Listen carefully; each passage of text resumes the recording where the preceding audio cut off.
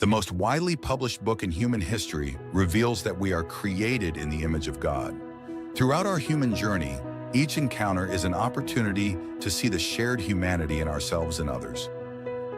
Regardless of one's views on religion, each experience and each story weaves us together towards a common path of transformation, a process of growth and understanding, a recognition that, at our core, we share a common destiny.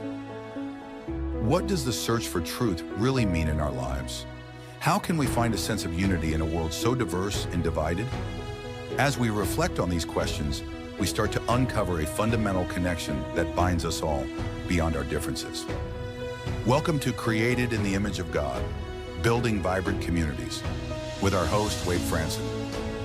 Tonight's episode is a peace proposal for Christianity and Judaism. Well, welcome back to Created in the Image of God.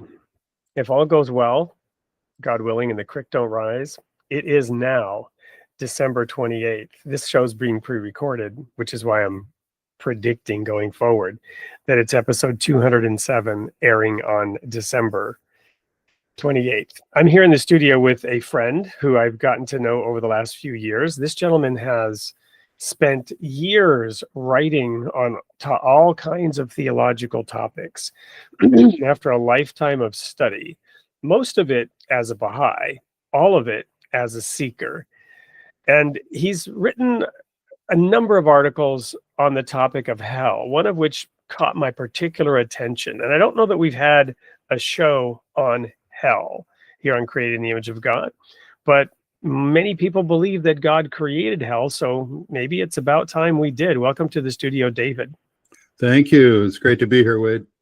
Well, it's great to have you. As we always do on this show, we like to talk about, first and foremost, your creation story, right? Who were your parents?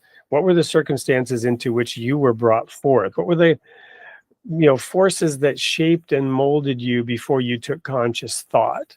So that we can get to know sort of the little young lad David who was running around and get a sense of who and what you are before whatever turning point, pivot, coming of age piece of your story will come in then at the end of this first segment. Okay, that sounds good. I was raised a Lutheran against my parents' better wishes.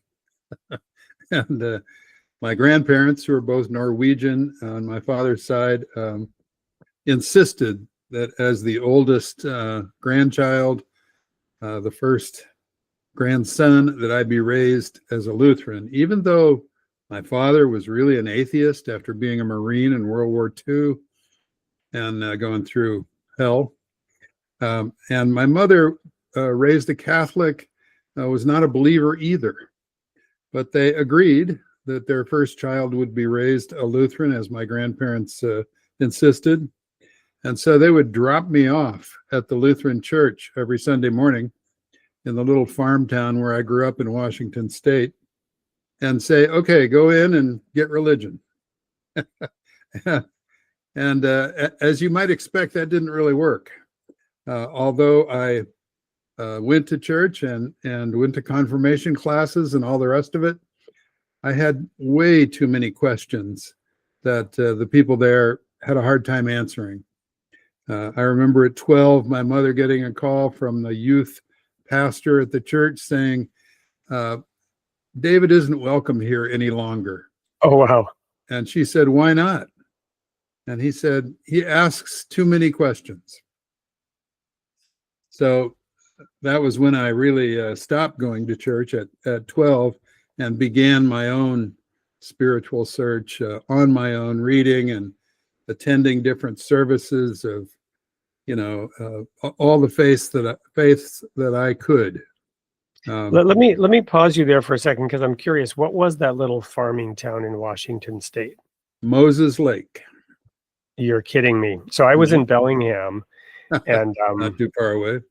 Well, it's a little hike, but yeah. But the person who later was actually related to me through circumstances that did my taxes for years lived in Moses Lake. So I've been there. Yeah. That is still a little town. Tiny little farm town when I grew up. Yep. Okay, so continue then. So, pray tell, what was the religious diversity available in Moses Lake? Doesn't sound to me like there would have been much. Not a whole lot. Luckily, when I was 12, my parents moved to Phoenix, Arizona. All right. Sorry, my phone's ringing. I'll try to get rid of it. And Phoenix had a lot more diversity, even at that time. So I was able to find different faiths, investigate them, and discovered the Baha'i faith when I was 15. Looked into it, 3 years really before I became a Baha'i. Well, and how did life change for you? I mean, there a lot of changes is going on between 15 and 18 anyway, but what else was changing, and what role did the Baha'i faith play in those changes? Big question. For me, growing up in the family I grew up in, my father was an alcoholic, and I became one too early in my adolescent years. Really tried to overcome that as a teenager. Started going to AA meetings when I was maybe 16, and got sober and clean when I was 18. The Baha'i faith really helped me do that because I, read the Baha'i laws and figured out, well, if I'm going to be a spiritual person, I'm going to have to try and abide by these. Wow. So that's kind of shocking, I guess. What I can relate. I'm tiny bit speechless because so much is going through my head, because my mother was an alcoholic. I lived with my alcoholic uncle. My sister never recovered from her alcoholism. I managed my affair with alcohol. I would say I was never really an alcoholic. Drugs were an issue at that age, and I had a little bit of a trouble saying no to them, partially because it had to be cold turkey. Yeah. Whereas with alcohol, I could drink, I could even have a buzz or get a little bit drunk on occasion, and it wasn't an issue. You follow me? Yes. Because it wasn't illegal, for one thing, and that was a huge difference way back then. Yeah. But it was also the Baha'i faith that finally helped me see many years later that I wasn't doing my sister or anyone else that had these issues any favors by drinking at all. Right. And it was really more of a sense of responsibility to everyone else that I accepted when I became a Baha'i, in terms of me getting my head around why I shouldn't be allowed to drink at all. Right. And part of the reason for that, this kind of gets into the main topic we're going to talk about, is Jesus talked about drinking, when he returned, and we would have the wine again when he returned. I don't want to get into unpack those symbols, but in the Old Testament in particular, you were told, you were ordered, you were commanded to come before God and to worship him at the place where he would place his names at his festivals, and to do so with rejoicing and with wine and strong drink. So it was pretty hard for me as a fundamentalist to get my head around why I should not be allowed to drink, right? Sure. But different ways the Baha'i faith seems like helped both of us put an end to that. So at 18 then, you were now a Baha'i and officially sober, with probably, what was that easy then at that point for you to just avoid that, given that you were in a completely new community and new focus? It was easier. It became gradually easier, and I also gradually replaced my AA meetings with Baha'i meetings, and realized that, AA really has a focus on a higher power. And that was my focus as a Baha'i too, to really try to center myself on that higher power and understand it more and more. Well, that's one of the reasons I really began to look into the concept of hell. As a young boy going to Lutheran church, we had a hellfire and brimstone minister who scared me as a kid and said, if you're not good, you're going to burn in fire eternally.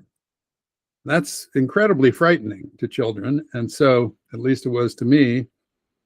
And so I became really interested as an adult in the whole concept, where it came from, how it originated, what it really meant.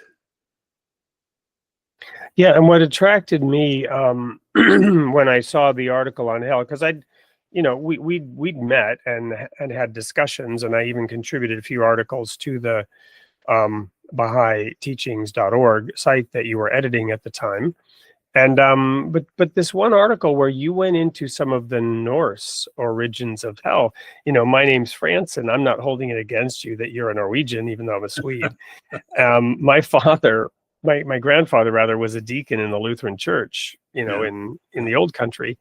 So a lot of commonality there, but unpack that a little bit for us, the sort of etymological origins of the word hell, because I'd known a little bit, where the words come from in the Bible, but I hadn't known about this other connection. Well, the Norse myth is really interesting. And of course, that was long before Scandinavia was separated into countries like Sweden, Norway, and Denmark. But the old ancient Norse myths had two places in the afterlife that they delineated. One, of course, was Valhalla. And Valhalla was the place where you went if you were a brave warrior and you died in battle. You died in a courageous mode. And hell, spelled Hel, was the place where you went if you didn't die courageously. It was part of a kingdom called Niflheim. And Niflheim was an icy cold place fed by frozen rivers of tears. So hell, which was presided over in the Norse myths by a woman also named Hel, Hel, was the place you didn't want to go. It was the place where you kind of went in shame after you died. And that mythological pagan hell slowly transferred itself into Christian theology and its vocabulary as Europe Christianized over many centuries. And of course, the Judeo-Christian tradition of hell, which was originally in the Old Testament called Hinnom or Gehenna in the New Testament, was an actual historical place. It was a garbage dump at the base of Mount Zion in a valley near the old city of Jerusalem. And that valley housed apostates, idol worshipers, etc. The rumor there was that they sacrificed their own children by fire. And so the place became known in these tales and legends as the eventual destination of the damned after death. There were constantly burning fires there. There are some historical accounts that say it was a trash heap, where all the trash from the city of Jerusalem went and burned. There were many names for places like that. Sheol in the Hebrew Bible, Hades in Greek mythology, hell in Norse mythology. All of them referred to this garbage dump in Gehenna where, this terrible landscape consumed the souls of the wicked.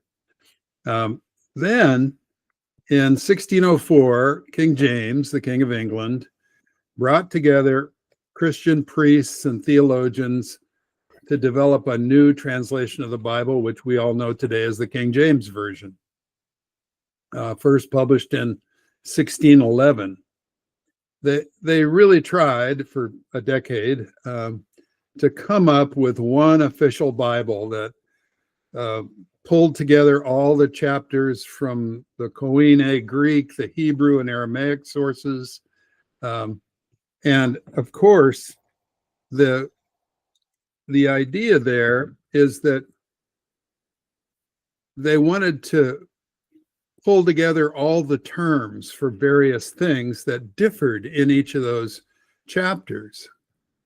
So the term hell never appeared in the original Old or New Testament texts, but the panels of 47 men who did the King James translation replaced all the names: Gehenna, Sheol, Hinnom, Hades. The grave was another name for hell, with one term, because it was a popular Anglo-Saxon word by that point in 1600, hell, Hell. Interesting. So one of the things that surprised me is that the word in Swedish, Hel, in modern Swedish means hole. Yep, that's right. And but not the hole in the ground, Right. complete, right? Right. So yeah, I mean, I don't know if you've looked at modern Norwegian etymology in terms of that word and how it may have come into modern language. Do you have anything to add on that? No, I don't. I'm mercifully illiterate in Swedish and Norwegian linguistic traditions. I wish I weren't. My grandparents spoke Norwegian and didn't transmit it to me, unfortunately. Well, one of the things I've often joked about is, you can forget about learning any of those languages unless you can carry a tune, right? They're very much sing-songy, not as much as Chinese. The meaning isn't conveyed, but they're difficult to pronounce. We're going to take a quick break. When we come back, we're going to start unpacking a little bit more some of these ideas of hell, what they mean, why they were used. I mean, why would God have allowed and even inspired the use of such imagery, which indeed is frightening to children. So we'll unpack that when we come back. Don't go anywhere. Right back with more of David Langness on Created in the Image of God. Discover the world's religious traditions like never before with Ocean 2.0 Reader. Our custom ebook reader is designed for exploration and study with an immersive audio integrated reading experience and powerful research tools available on all platforms including web, Windows, macOS, Linux, Android, and iOS. Experience the benefits of immersive reading by combining ear and eye with improved comprehension and vocabulary acquisition. Our interfaith library features books from various religions, so you can have access to a wealth of knowledge. Try Ocean 2.0 Reader today and elevate your reading experience. Welcome back to Created in the Image of God. I'm your host, Wade Franson. I'm here with David Langness, lifetime student, Baha'i, and author of a number of articles on hell. We've just unpacked a little bit the etymology, the Greek, Hebrew, Sheol, talked about the Valley of Hinnom, and now let's talk about what this all means and why would God and the messengers of God use such horrifying imagery. And before I turn the mic over to you, I want to add, I do believe you and I had this conversation actually years ago now, that I came across a little book. I think it's called The Metropolis of Satan, and it's a little Baha'i book by a Baha'i author. I'll have to go grab it in the next break and make sure I get this right. But I was very encouraged actually by this little book, because in the Baha'i faith and the Baha'i teachings, hell is understood to not be literal at all, which that's very encouraging. But having said that, the Bab and Baha'u'llah, Abdul Baha, and the Guardian, who are central figures in the Baha'i faith, for those who don't know, all used the devil in a literal way as a word referring to a being, even though their teachings are, well, that being doesn't really exist. In other words, they didn't stop using the metaphor in various statements, such as that phrase, the metropolis of Satan, and terms like satanic. These words were used by these central figures, even though we intellectually know that they are metaphors. the terms were still deemed to be useful enough to use. So I wanted to sort of preface it with that, which I personally found kind of encouraging in terms of our ability to relate and have conversations with people who might believe differently from us. So rather than getting into the fact so much that they're not real, I want to talk, why those metaphors? What's the purpose of them? What's the point of having used them throughout history? I think that's a really good thing to contemplate and consider, because obviously those metaphors are metaphors. There is no subterranean place that we go to after death called hell where we're tortured eternally. And the Baha'i teachings point that out and carefully unpack the whole concept as a metaphor. That metaphor stands for a bleak, terrible place, but what it refers to, the Baha'i teachings say, and I just love this, is the self. Hell is not a place. The Baha'i writings point out it is a condition, and it's a condition that we can experience here in this life as well as in the afterlife, in the next world. It's a place where we are overly focused on our own selfish needs and desires. It's a place where we are unaware of others and unaware of God. Unfortunately, over time, many religions have made this thing the source of great fear.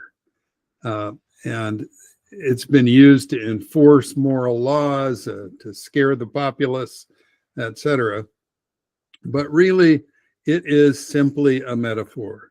One of the things, one of the, I think, most beautiful quotes from Abdul Baha in the Baha'i writings says, "When the sun of reality shed its endless bounties from the dawning point of all desires, and the world of being was lit with that sacred light from pole to pole, with such intensity did it cast down its rays that it blotted out the Stygian dark forever."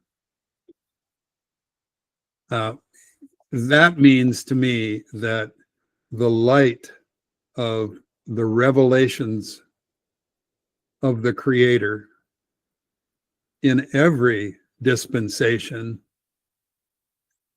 does away with the darkness. And everyone's experienced that. You go into a dark room, you light a match or a candle, and all of a sudden the whole room is illuminated. Certainly, that can tell us something. You can't darken a lighted room with some non-existent force of darkness, but you can illumine a dark one with just a single source of light. Well, and I've often thought of that analogy when thinking about Satan. And I remember when I began to come to believe that the devil was not literal or not something that should be unduly fearful of, which was a transition for me. And this was before I began investigating the Baha'i faith. But it had to do with the fact that Jesus said, resist the devil and he will flee from you, right? Not slink away, right? Not be overpowered by a greater power. All you had to do was resist and he would flee. You follow me? And I began to think about that analogy of turning on a light switch and how the darkness flees instantly when you flip on the light. And then Jesus talked about Satan having no part in him, right? That he had overcome Satan and so on and so forth. So I want to read a Bible verse here. Biblical students will be familiar with this one from Philippians 2.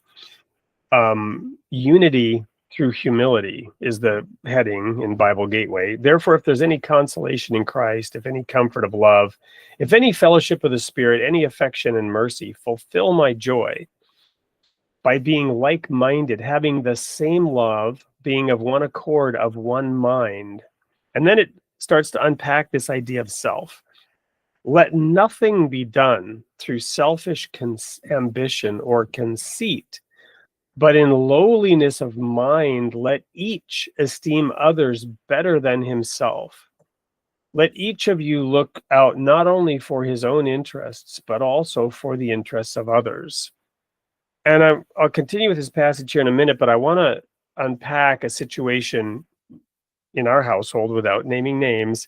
There was this issue that came up that had to be resolved, and it involved a number of people having to do so. And there was a teenager involved, and the teenager was asking why we couldn't just do it like this. And doing it like that would have been very easy for the teenager. And it wasn't that anything had been done wrong. It was just a situation that had to be dealt with. There was no problem, really, just a physical, tactical circumstance in the family. And I had to try to explain, yes, that would be very easy for you.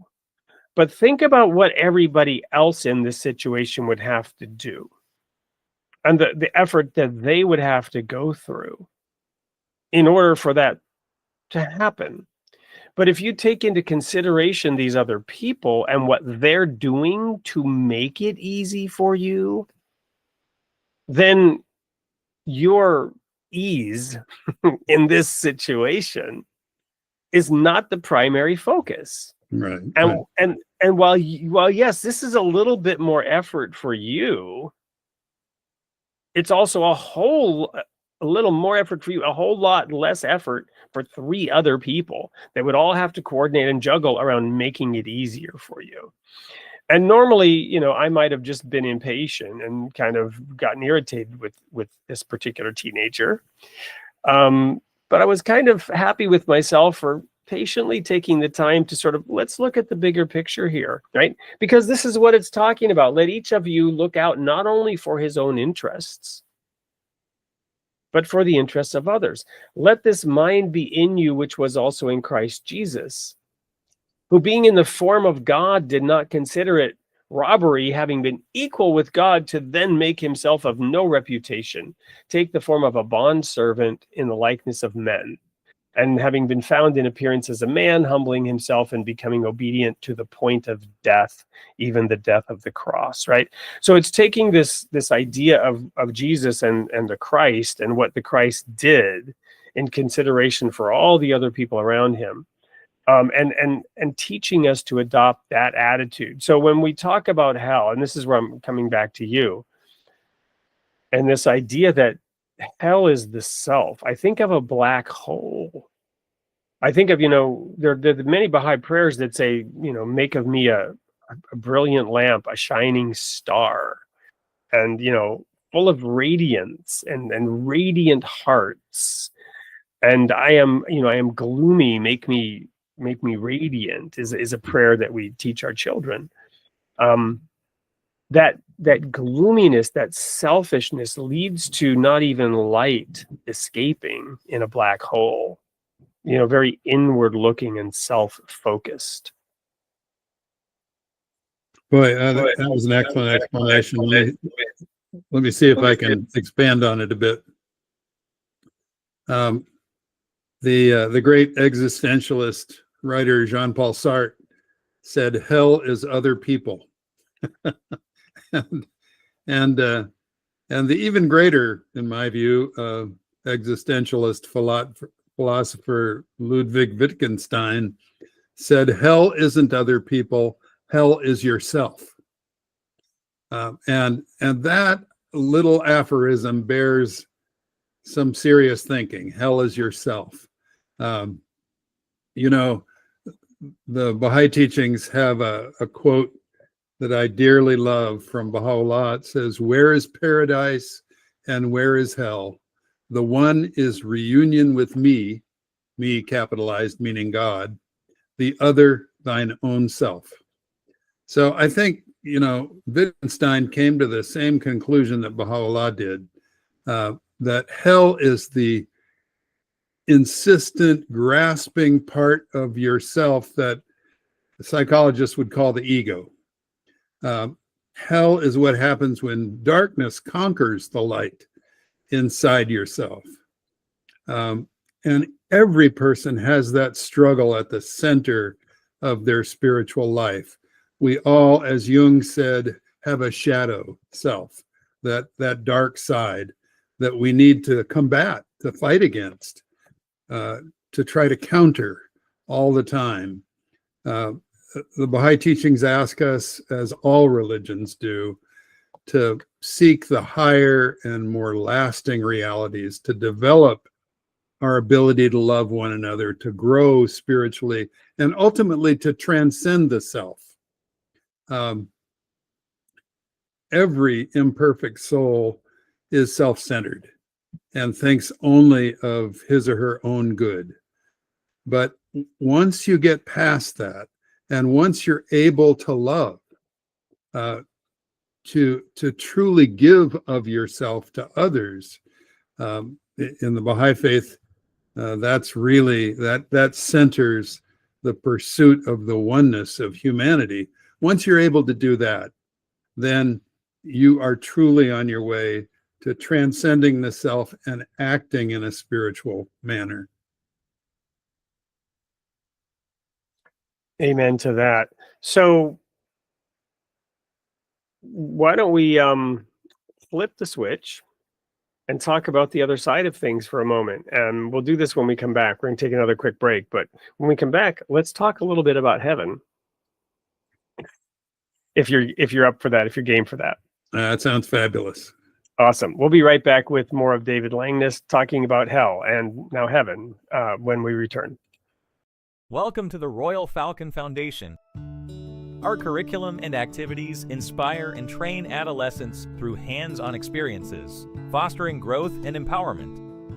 Through immersive and challenging experiences, we shape young minds to think independently and develop their leadership skills.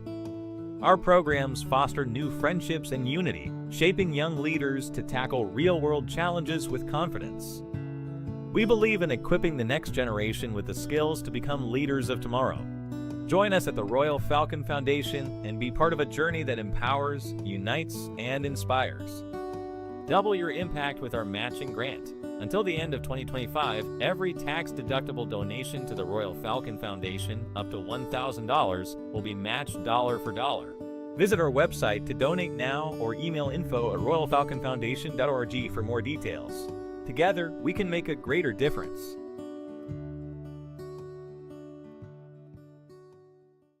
Welcome back to Created in the Image of God. I'm here with David Langness, and we've gone to hell and come back, and now we're going to talk a little bit about heaven, right? So hell is a metaphor. What about heaven? Surely there's really a heaven that we're going to go, not down but up, and what's that all about? We've all contemplated this throughout our entire lives, as have thousands of generations before us. What comes next? What is the afterlife like? We have all these images of people playing harps and long white robes up in the clouds. Heaven really, in the Baha'i context, is not a place. It is placeless. It is that existence after this one, which Abdu'l-Baha calls the second birth, that allows us a closer access to God. It's not a place, it's a condition. This is my favorite quote from Abdu'l-Baha about heaven. He says, "For a single purpose were the prophets each and all sent down to earth. For this was Christ made manifest. For this did Baha'u'llah raise up the call of the Lord, that the world of man should become the world of God. This nether realm, the kingdom, this darkness, light, this satanic wickedness, all the virtues of heaven. and unity, fellowship, and love be one for the whole human race. For me, that is the best definition of heaven I've ever read. Unity, fellowship, and love for the whole human race. I think we're all attempting to try to make that condition alive in our own individual lives. And if we all extended that a bit to the rest of the world, think what a heavenly place this could become. Think what we could build in this world that would be a reflection of the next and its beauty. Awesome. Thanks for sharing those quotes.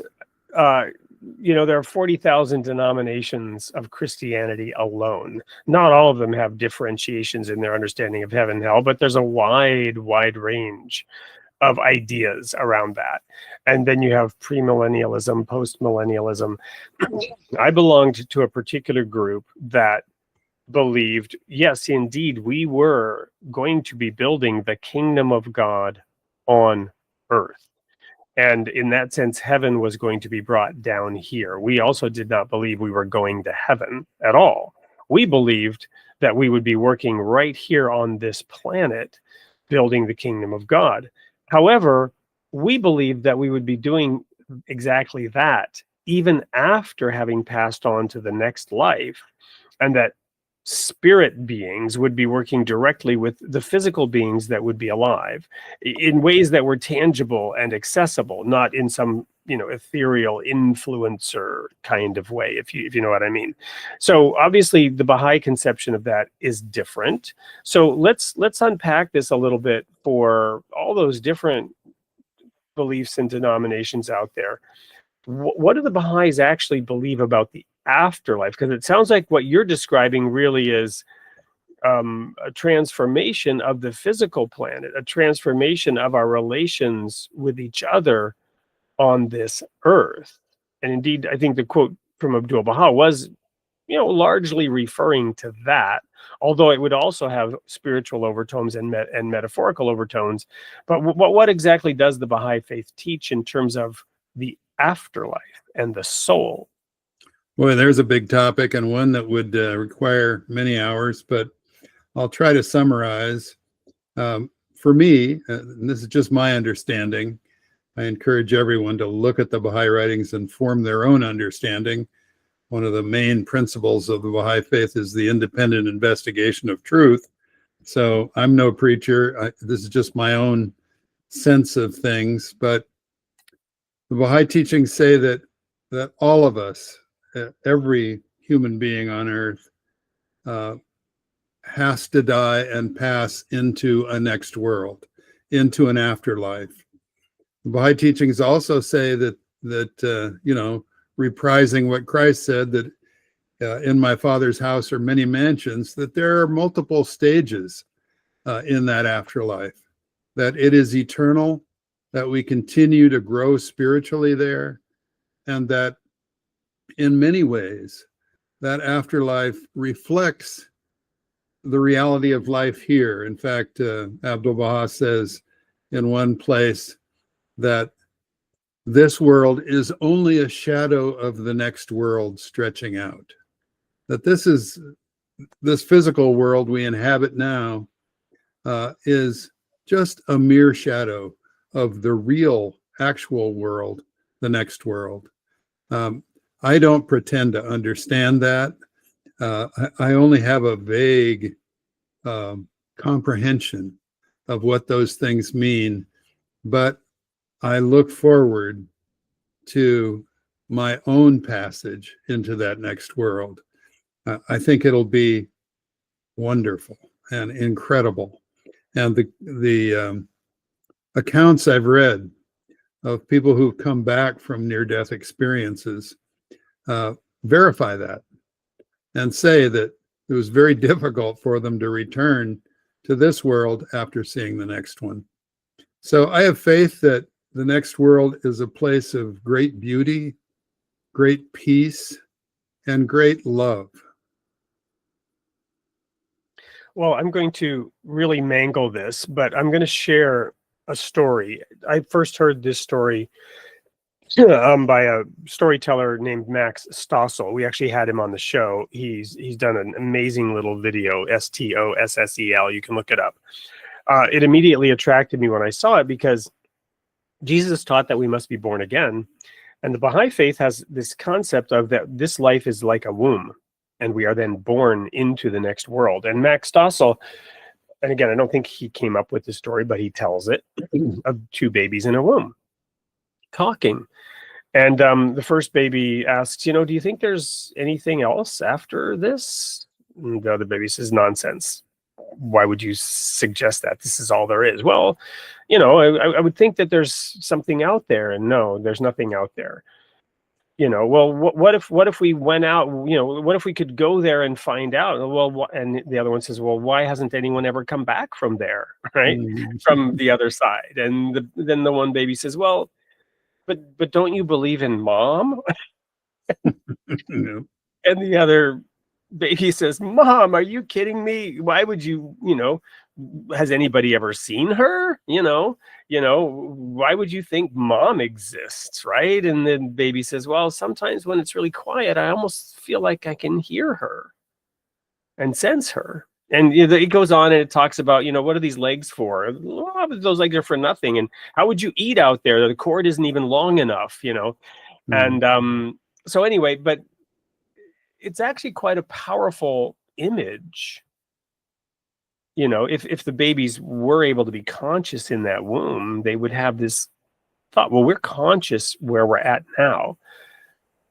But it could be just that simple in a way of what is next after that, being fully born again, passing on into the next life. And the metaphor there is, of course, that we are in fact developing virtues and qualities that are spiritual in nature and that are divine that you can take with you when you pass on. Yes. Most things that we cherish here, we can't take them with us. We won't need them. Well, the only thing we take with us is our character, what we've developed in this life, the attributes and the spiritual characteristics that we've been able to forge in our higher nature. Once we do that, then we have, as a friend of mine says, some actual baggage to carry into the next world. My grandfather used to tell me, you'll never see a U-Haul behind a hearse. And it's true, but we do take our character with us. We take the things we've developed here, the love, the kindness, the compassion, all of those beautiful characteristics that are essentially spiritual in nature. And of course, that part of ourselves is eternal. It lasts. All the mystical traditions, in Buddhism and Sufism and the Hindu practices, in the Christian Gnostic practices, that sense of the conquering of the ego and the building of spiritual qualities in the self bring us to a higher plane in the next world. Well, that's a wonderful high note to end on. David, thank you so much for joining me in the studio today for Created in the Image of God. There's really nothing left for us to do here in this hour, in this life, but show the sneak peek for next week. So stay tuned to the audience for the sneak peek on what you can expect next week on Created in the Image of God. And meanwhile, remember, you are created in the image of God, and God loves his creation. We'll see you next week. Thanks, Wade.